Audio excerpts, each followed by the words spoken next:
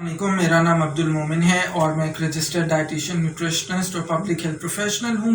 जनाब, आपको यकीनन पता है कि हम पिछले काफ़ी दिनों से बात कर रहे हैं जिस्मानी सरगर्मियों के ऊपर। आज जो हमारा मौजू है वो है जिस्मानी सरगर्मियाँ और बुज़ुर्ग अफराद, यानी ऐसे अफराद जिनकी उम्र 65 साल या उससे ज़ायद की है। जनाब, बात यह है कि इस एज ग्रुप की जब हम बात करते हैं तो आमतौर पर तसव्वुर ये किया जाता है कि ये वाला जो एज ग्रुप है, अब जनाब हमारी रिटायर्ड लाइफ है और अब हमें कुछ करने की ज़रूरत नहीं है और अब हमने सारी ज़िंदगी बहुत काम किया है, अब हमने इंजॉय करना है और रिलैक्स करना है और कुछ नहीं करना।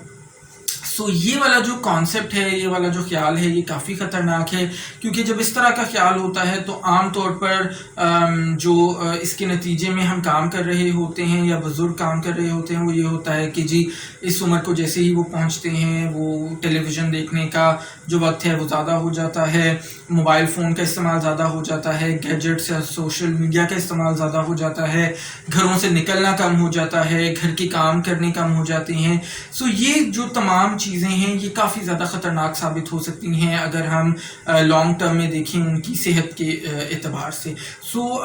हमारा ये फ़र्ज़ है कि हमारे घर में जो भी बुज़ुर्ग अफराद हैं उनको इस चीज़ की अहमियत उजागर उनके अंदर की जाए कि फ़िज़िकल एक्टिविटी या जिस्मानी सरगर्मी इवन उनके एज ग्रुप के लिए भी बेइंतहा अहम है और उनकी सेहत के लिए बेइंतहा अहम है।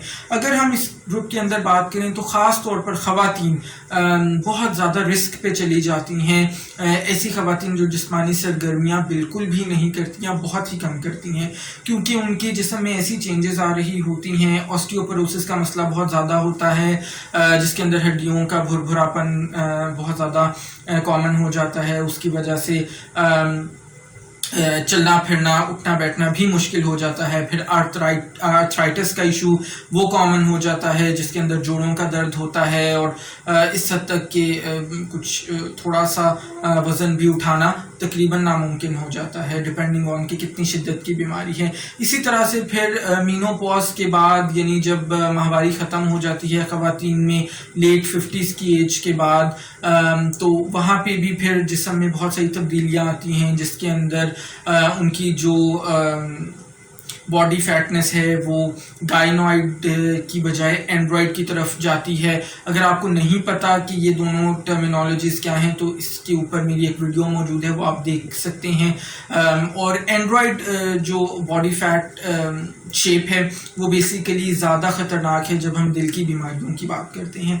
ख़वातीन इस लिहाज से भी ज़्यादा रिस्क पे होती हैं कि मर्द हज़रात की अगर हम बात करें तो वो आम तौर पर 5 वक्त नमाज़ पढ़ने मसाजिद में जा रहे होते हैं, या फिर भी उनकी कोई ना कोई सोशल गैदरिंग्स या सोशल लाइफ या दोस्त अहबाब होते हैं और वो अंदर बाहर या मार्केट तक आ जा रहे होते हैं। बट जब हम ख़वातीन की इस उम्र के एज ग्रुप की बात करते हैं तो वो बिल्कुल भी घरों से निकलना बंद कर देती हैं और ज़ाहिर है उनकी उस तरह से सोशल गैदरिंग्स नहीं होती।